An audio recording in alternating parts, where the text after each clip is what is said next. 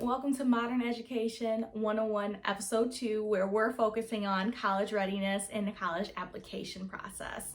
So what does that mean, right? What does it take to get into college? We're going to discuss that in this episode.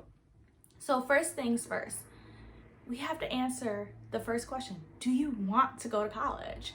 Or do you want to go to trade school? Or do you want to travel the world temporarily? Those are questions that you need to ask yourself before entering college, right? So that's number one. Number two, let's say you decide that college is for you, you want to further your education. So then you have to figure out and research schools that you may be interested due to your major, right? So figure out what major you want to go to or what you want to do with the rest of your life. And I know that's a super scary question of like, what do I want to do with my life? I would suggest during high school, try to get some internships or shadow different careers and figure out what's best for you. There's tons of free programs, and it doesn't take a lot to call a professional in different careers and just ask them a couple questions and how they love their job. Then step 3 is finally picking your top 8 schools. So the way I do it is 3 schools are your dream schools. And then you have, you like the school, but it's not one of your dream schools in the middle. And then you have 2 Ivy League schools, because I always believe that if you have the grades, why not just try it? The worst thing can happen is you don't get in. And last, the safety school. So that may be a community college or a public school nearby where you may get a full ride and you prefer to stay home for that. That's perfectly fine. So always have those 8 schools. And you're probably thinking, well, I can't afford to apply to 8 schools. I have some great news for you guys. Yes, you can, because there are waivers. Yes, you can ask the college admissions officer that you're applying to for a waiver. That's happens sometimes. Common App, which is a system where you can actually apply to different colleges. They also have a survey where, let's say you fit the criteria and your family's finances be waived. So for sure, check that out. And then also, when you're researching these schools, right, you shouldn't just put any school on your list. Check how much their tuition is. Check out how many people get into the program. Check who's on the faculty. Because yes, they're professors, but are they qualified in their field as much as you think they are? Because you are investing in yourself in your college education, so do your homework. And most importantly, I would say, is make sure it aligns with your values. You should be able to see yourself on that campus. And if you can't visit in person, there's so many virtual tours happening now. Make sure you sign up and check it out. So the next step, which is now you know your schools, you research them, you start asking for your letters of recommendation. So you will have to choose 2 or 3 teachers. It could be your guidance counselor, your math teacher, science teacher, whatever teacher you would prefer to write you a letter of recommendation. The letter of recommendation is basically your teacher is writing a personal statement that reflects your academic career most of the time, or how you were as a student in their classroom. So you make sure you get your letter of recommendation. I always say you should have a couple extras, so you should ask a couple teachers, because you may want to apply to some scholarships, and having that in your back pocket is going to be awesome to use. After you ask your letters of recommendation, you start your college essay. We talked about that last week, so if you haven't watched that episode, make sure you do, because we go in depth in that. So you start your personal statement, college essay, and then after you're done with that, you may have additional college personal statements that they want. Some schools may have questions they want you to answer, and you may have to write it in 200 and 250 words. Also some honors programs that you may have to write something up for. So it could be additional documents. What I also encourage is creating a resume so they can see what else you accomplished. Maybe having community involvements or awards on there, internships if you had one, programs. Put that all on a nice resume and hand it in with your documents. So now you have all your required documents to apply to college. What do you do next?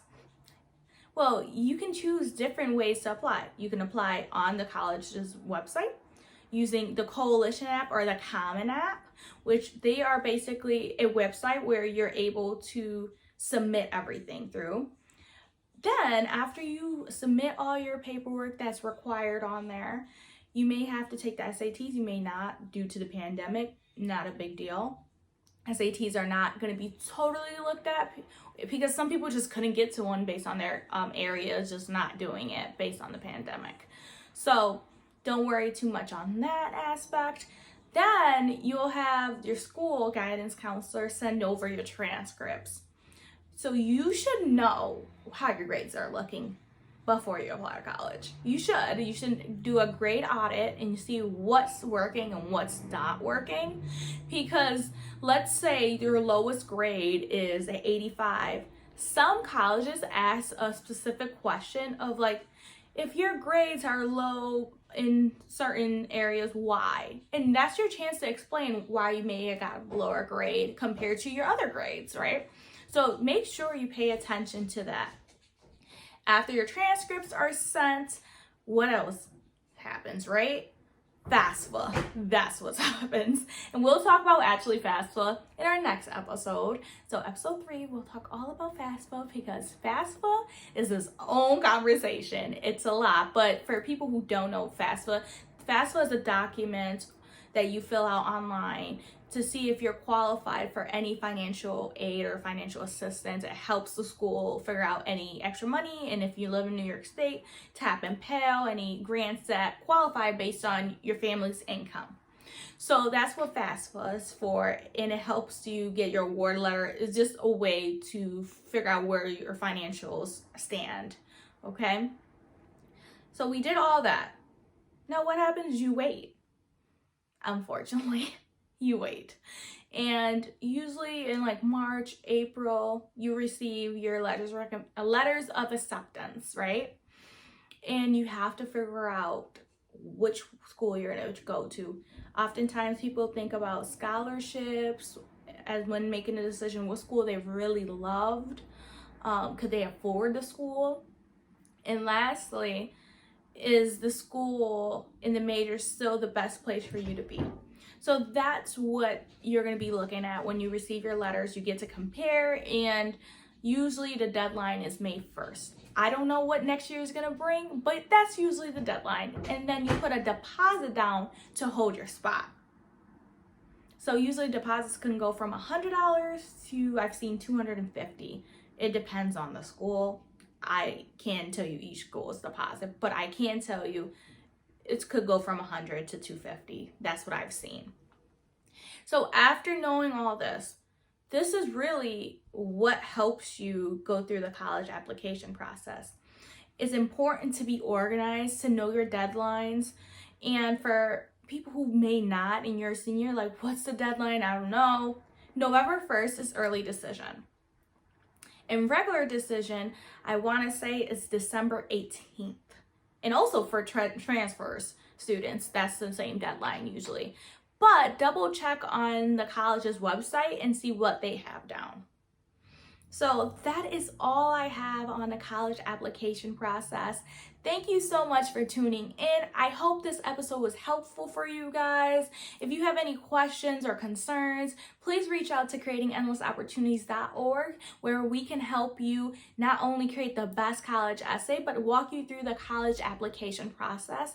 I understand it's stressful right now, but you can do it. Make sure you just continue staying focused. Ask for help when you need it. And I'm so proud of everyone who's currently applying to college during a pandemic. I know this is not what you wanted to do. You wanted help from your teachers, your guidance counselors in person, but just know that you're going to do it and you're going to do it well. Thank you so much for watching Modern Education 101. Hopefully you'll see our next episode where we talk about FAFSA. What a fun topic. And we'll have maybe a special guest with us to talk about that a little bit more. Have a great day, guys.